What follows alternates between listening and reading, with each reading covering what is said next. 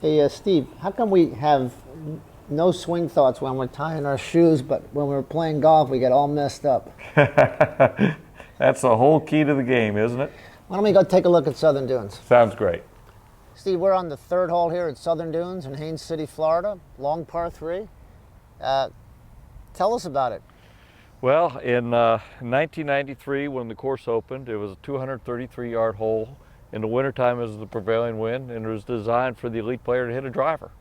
But they've got some room here. There's some options. It's not just a sort of forced carry, right? Well, that's what Southern Dunes is all about. It's about options. It's about strategy.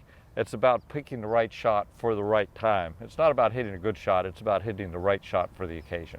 And you were designing for the public golfer back then, right? Designing for the public course. Our goal here was to make it a $28 green fee for the average guy who could come experience somewhat of a championship venue. Yeah, well, what I like about this hole, I'm obviously a shorter hitter, and I've got a place where I can run it up down the left side, and a bolder player can fly it in all the way. Well, back then, the game, we designed this course about angles and about using the ground, and that was very much part of it. Yeah. Today, the game's changed a little bit. For the elite player, it's more about controlling the spin. And this is, I assume, the long par 3 on the golf course? This is the long par 3 on the golf course, exactly right. It's kind of interesting as you look at the golf hole, too. This, because of the low water table, which is unusual in Florida, we were able to dig this out to create the movement. Tell us about what you did here to create that. Well, the eye picks up movement, and in design, you want to get the golfer's eye to move down the golf hole to their target. So what we did, we dug out the left-hand side, we dug out the right-hand side, we contoured the left-hand side, so the eye picks up the ground, picks up the bunkering, and moves into your target, which is the putting surface. And that also sets up the strategy of the golf hole. And by doing that, we create a lot of interest in being able to utilize the ground as well as using the air. We're talking 10, 12 feet from down here up to there, isn't it? Yes, there, and then we have another 10 or 15 feet down to the hollow there. And the advantage is in creating the golf shapes, you're also creating a setback and a view for the real estate over the golf course, so you sort of get everything going at once. We felt like we had the best of both worlds here. Yeah. Yeah. Steve, here at the 7th hole at Southern Dunes, we're standing on the right side of the fairway on the, I guess you call it a break point, or the turn point of the fairway. Right, yes. What do you, what's the point of this? Well, here's the strategy. Southern Dunes was all about half-shot penalties. We gave you very generous places to hit the golf ball. This is a dogleg left, par 4. It's about 450. And your strong winter wind comes from the southwest, which your second shot goes directly into, and it's kind of quartering to you off the tee shot. Have a series of bunkers on the left-hand side, so if the player, the whole strategy is to challenge those bunkers on the left. If you just were to shy away from those, on this side here, on the right side, and the wind catches the ball will run away from your target and create an uphill lie, which is a slice lie with a long iron into a putting surface that requires a right to left shot. So you get a half shot penalty for not executing a great shot. This bunker is actually probably in play directly. These are the orientation bunkers. That's exactly right. This is a very strategic bunker depending on the wind. If you're into the wind, then you've got pretty much a free tee shot.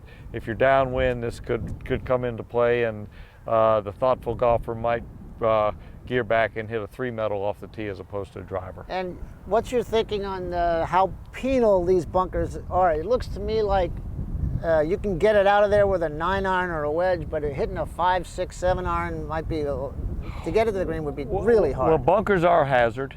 They are visible, so we're asking you to avoid the hazard, and that's part of the strategy of the golf course, to avoid those type of hazards.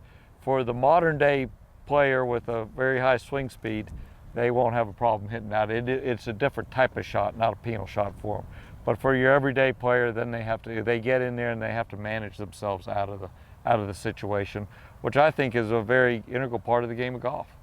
We're on the 9th hole at Southern Dunes, and a lot of mounding behind on the in the approach.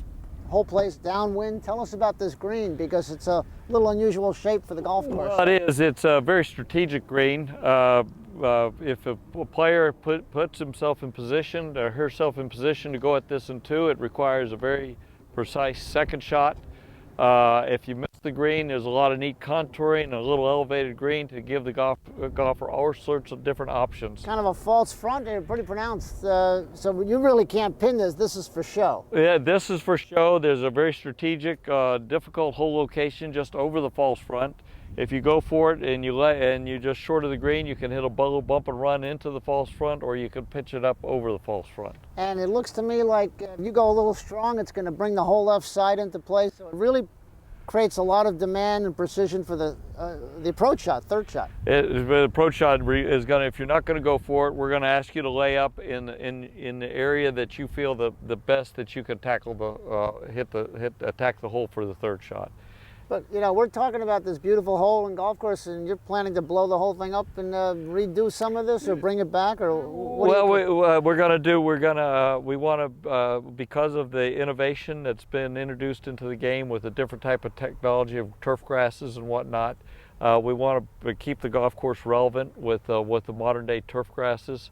Plus, we want to over time things have evolved and changed, and we want to kind of bring back some of these putting surface and introduce them more into the modern day green speed. And even in 25 years, the shape of these greens have changed a little bit with sand splash top dressing and so on. Well, a golf course is a living, breathing, it's like a person. It's always changing. So it's Mother Nature's always evolving, always changing, and we want to kind of keep up with those changes.